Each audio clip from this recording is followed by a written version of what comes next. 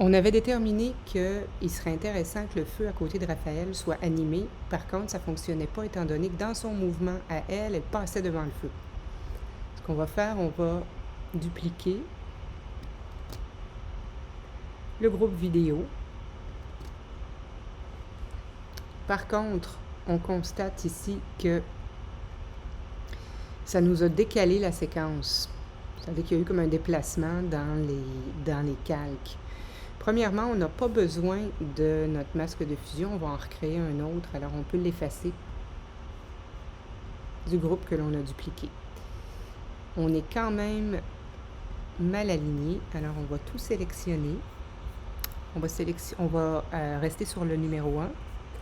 On va tout sélectionner. C'est important d'être sur l'image 1 si vous avez à tout décaler parce que ainsi, ça va l'appliquer à toutes vos images. Si vous ne le faites pas, vous allez avoir des décalages étranges sur votre animation. Et comme je vous dis, c'est facultatif, là. On fait ça si on en a besoin. Mais si votre tournage, vous avez été consciencieux et pris soin de ne pas avoir des passages devant des éléments clés, ça devrait aller. On referme la vidéo.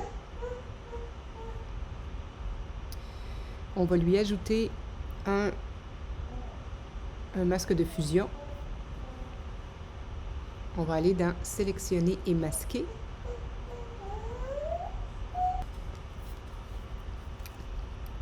Donc, je vais aller inverser. Donc, j'ai inversé le masque. Donc, pour l'instant, il n'y a rien de sélectionné au lieu que tout soit sélectionné. Je vais inverser mes couleurs ici. Je veux être sur le blanc. Je prends le pinceau. Je vais rapetisser l'outil.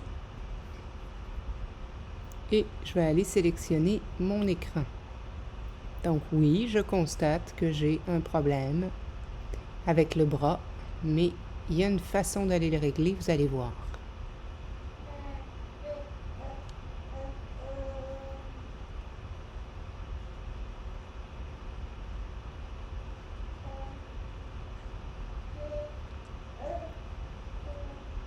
Donc, je suis allée sélectionner l'écran. Parfait. Si je le fais jouer, je me retrouve avec le même problème que j'avais. Et il y a autre chose. Mon animation s'était créée automatiquement tout à l'heure quand j'ai importé la vidéo. Par contre, le groupe de calque que j'ai dupliqué, lui, ne s'anime pas automatiquement. Il faut que j'aille associer les images correspondantes. Donc, je vais l'ouvrir et je vais devoir aller associer. La façon d'aller contourner le problème du bras, c'est d'aller sélectionner seulement les calques où il n'y a pas de bras qui passe.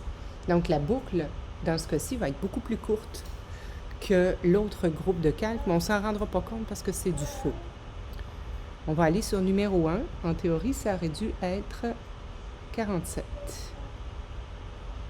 Est-ce qu'on a un bras? Oui.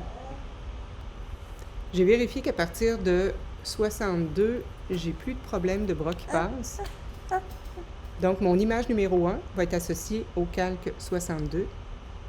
Mon image numéro 2 va être associée à 63. Numéro 3 à 64. 4, 65. 5, 66. Et je reviens à mon numéro 2. Je veux dire à mon numéro 62. Donc, 62, 63.